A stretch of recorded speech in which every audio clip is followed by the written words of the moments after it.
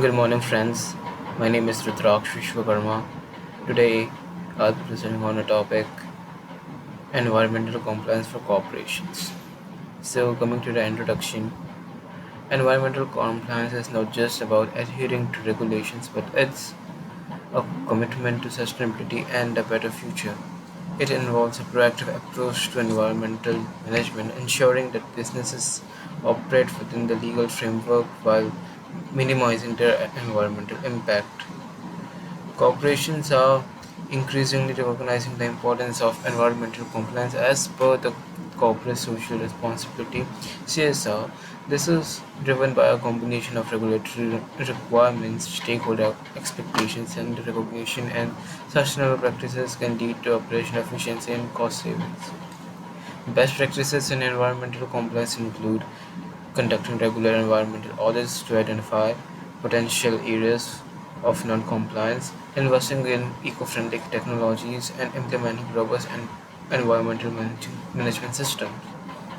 Employee training and awareness programs are also crucial to ensure that everyone in the organization understands their role in maintaining compliance. Moreover, corporations are leveraging technology to monitor and manage their environmental performance. Advanced data analytics, for instance, can provide valuable insights into a company's uh, environmental footprint, helping to identify areas of improvement.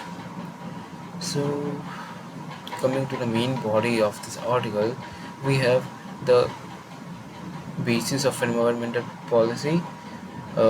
Secondly, regulatory bodies and enforcements, and thirdly, compliance beyond legal requirements. Now, coming to the basis of environmental policy. In India, the foundation of all environmental laws is indeed embedded in the Indian Constitution. The directives, principle of state policy, and the fundamental duties laid on the Constitution mandate for the state as well as citizens to protect and improve the environment, including forests and wildlife. This commitment to environmental protection is further reinforced by the judiciary interpretation of the right to life to include the right to clean, healthy, and pollution-free environment. The DPSP outlined in the part 4 of the constitutions are guidelines for the central and state governments of India to be kept in mind while framing laws and policies. Although these principles are non-judiciable, meaning they are not enforceable by any court, the principle that the state shall endeavor to protect and improve the environment and safeguard forests and wildlife has been pivotal in the enactment of the interpretation of environmental laws in India. In addition of the state's responsibility, Article 51A, subclause C of the Article 51A, clause C of the Constitution imposes a fundamental duty on every citizen of India to protect and improve the natural environment, including forests, lakes, rivers, and wildlife, and to have compassion for living creatures. This constitution provision underscores the fact that environmental protection is a duty not just of the government but also for our citizens. The judiciary, particularly of the Supreme Court of India, has played a significant role in advancing environmental protection. The right to clean and healthy environment has been read into Article 21 of the Constitution, which guarantees the right to life and personal liberty. In numerous judgments, the Supreme Court has also held that the right to life includes right to live in a healthy and clean environment. Sustainable development principles such as the polluter pays principle and the precautionary principle has been incorporated into the Indian environmental jurisprudence. The polluter pays principle mandates that cost of pollution should be borne by those who cause it. In essence, it means that polluters should always bear expenses of carrying out the pollution control measures to restore the environment to its original state. The precautionary principle, on the other hand, states that if an action or policy has been potential to cause harm to the public or the environment, in the absence of scientific consensus, The burden of proof falls in those advocating for the action of policy. The principle is crucial in environmental decision making, encouraging the policymakers to take preventive action in the face of uncertainty to prevent environmental harm. Coming to the regulatory bodies and enforcement, in India, the enforcement of regulatory bodies and regulations is overseen by several regulatory bodies, each within its own specific mandate and jurisdiction. These bodies play a crucial role in ensuring that corporations and individuals adhere to their country's environmental laws and standards. The Ministry of Environment, the Ministry of Environment, Forest and Climate Change (MOEFCC) is the body responsible for the formulation and oversight of environmental policies and programs in India.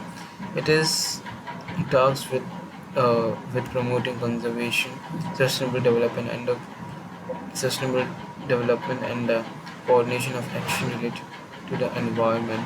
The MOEFCC also oversees the implementation of India's international commitment related to the environment. Working closely with MOFCC is the Pollution Control Board (CPCB). CPCB. The CPCB is a statutory organization that serves as a technical wing of MOEFCC.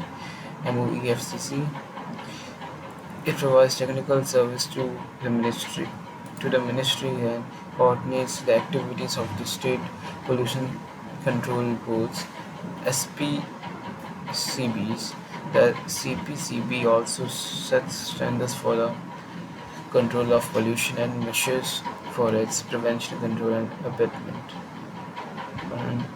and abatement.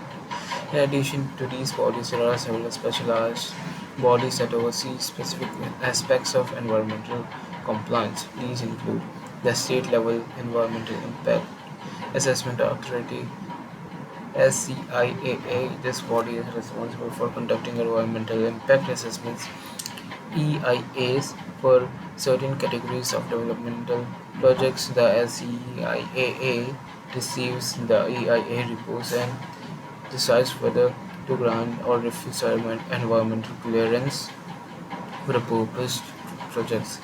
The ozone cell is the ozone cell. This is a specialized body under MOEFCC that is responsible for matters related to the protection of ozone layer. It coordinates activities related to the implementation of the Montreal Protocol, an international treaty designed to protect the ozone layer. The Forest Advisory Committee (FSC). This committee advises the central government on matters related to the diversion of future land for non-forest purposes. It also makes recommendations on the mitigation measures to minimize the impact of the environment. The Central Coast Management Authority (CZMAs). These bodies are responsible for enforcing the coastal regulations on CRC norms and approving projects in coastal areas. They also deal with issues related to the management and conservation of the country's coastal marine resources. Now coming to compliance beyond legal requirements. Environmental compliance indeed extends beyond merely in fulfilling legal obligations. It involves a holistic approach that encompasses practices aimed at reducing environmental impact, enhancing resource hierarchy, and enhancing resource efficiency, and promoting sustainability. In this context, corporations have a significant role to play. Here are some ways they can go beyond legal requirements: integrating ESG into strategy, environmental, social, and governance (ESG) considerations are increasingly becoming integral to corporate strategies by seamlessly incorporating ESG considerations into their core business strategies. Corporations can align their operations With sustainable practices, this involves assessing and managing risk and opportunities related to environmental impact, social responsibility, and decision-making process. Regulatory reporting and monitoring. Transparency and accountability are key to effective environmental compliance. Corporations should commit to continuous accountability by regularly reporting on their ESG performance. Stakeholder engagement. Stakeholder engagement is a critical aspect of environmental compliance. This involves actively involving stakeholders including employees, customers, investors, local communities, and regulators in sustainability efforts. Sustainability training. Educating employees about environmental responsibilities is crucial for promoting a culture of sustainability within the corporation. Sustainability training programs can equip employees with the knowledge and skills needed to implement sustainable practices in work.